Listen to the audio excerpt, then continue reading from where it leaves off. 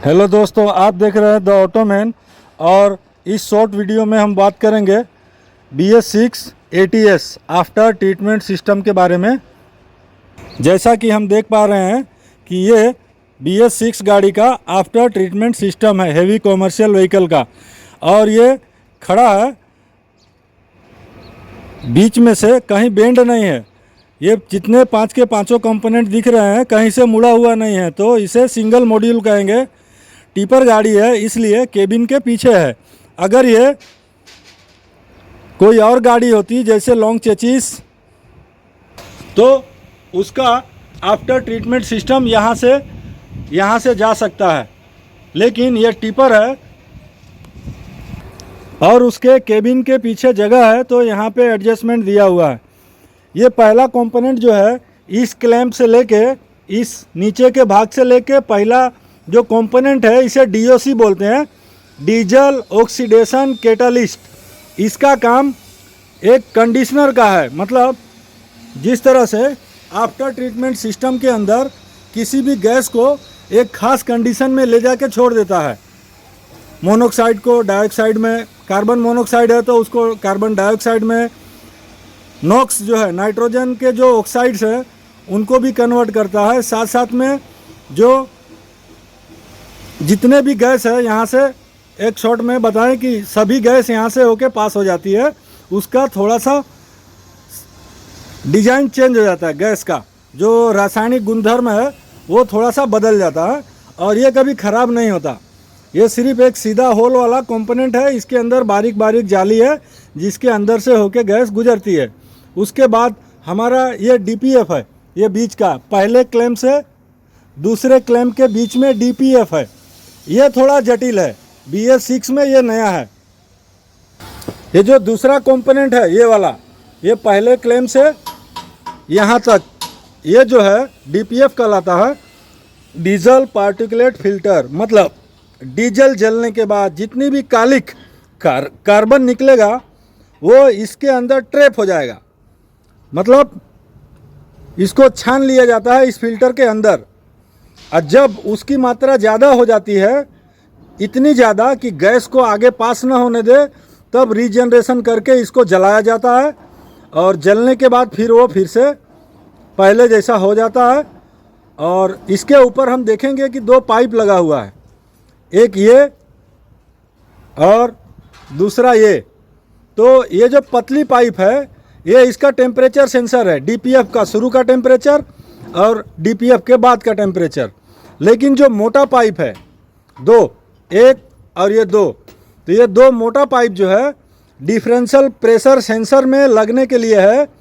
यहाँ से DPF में गैस जो एंटर होती है उसका प्रेशर, और DPF के पीछे से निकलती है मिक्सिंग चेंबर में जाने के लिए उसका प्रेशर, दोनों को मेजर करने के लिए यहाँ पे डिफरेंशियल प्रेशर सेंसर दिया है। उसको DP सेंसर बोलते हैं, जो वायरिंग के माध्यम से ECM से जुड़ा है। यहाँ से जो गैस जा रही है, अगर हमारा DPF जाम होता है तो गैस को जाने में मशक्क़त करनी पड़ेगी, मतलब तकलीफ़ से जाएगी।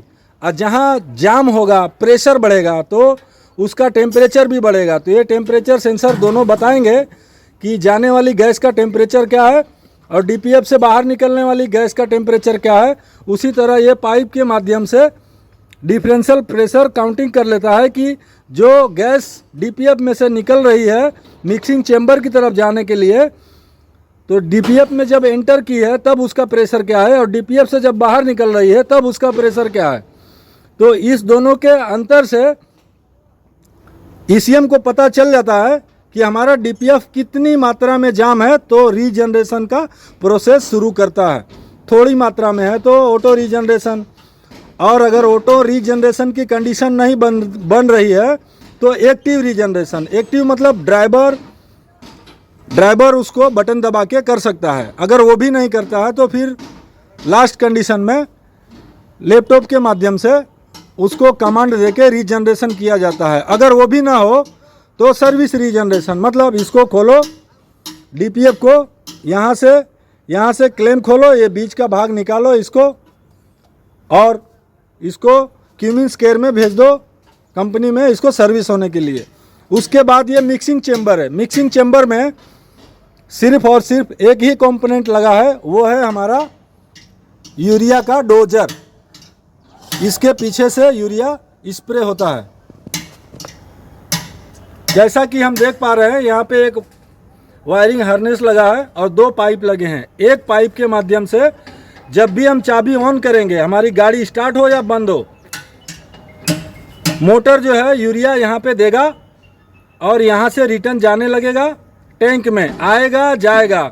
स्प्रे तभी होगा जब इस वायरिंग के माध्यम से ईसीएम को जब पता चलेगा कि अब हमें एससीआर में नॉक्स की मात्रा ज़्यादा हो रही है तो स्प्रे कराना है तो स्प्रे कराएगा, नहीं तो नहीं कराएगा। उसके बाद का कंपोनेंट हमारा एससीआर है। यहाँ से जो यूरिया स्प्रे होता है वो धुएं के साथ मिक्स होकर मिक्सिंग चेम्बर में से ये चला जाता है हमारे एससीआर में, जो नॉक्स को नाइट्रोजन गैस में कन्वर्ट करने का काम हमारा इस एससीआर का है। और इसके ऊपर के भाग में जो थोड़ा हिस्सा बचता है एससीआर के साथ में ही इनबिल्ट है, वो है एएससी। जो बचा हुआ यूरिया है, या उसे टेक्निकल भाषा में एमोनिया बोलेंगे, जो जिसकी बदबू हमें आती है, वो भी वातावरण में जाके प्रदूषण फैलाता है। तो एएससी जो है बचे हुए यूरिया को कम नुकसानकारक गैस में कन्वर्ट करके इस टेल पाइप के माध्यम से बाहर निकाल देता है। इस तरह देखने में ये जो सिस्टम है बहुत जटिल है, लेकिन 5 भाग में है। पांचों भाग को अलग अलग करके पांचों का अलग अलग काम देखेंगे तो बहुत सरल दिखता है। और इसमें 2 नोक सेंसर है, एक टेल पाइप के बाहर जाने के लिए और एक शुरू में गैस जहाँ से एंटर होता है, ये वाला यहाँ से।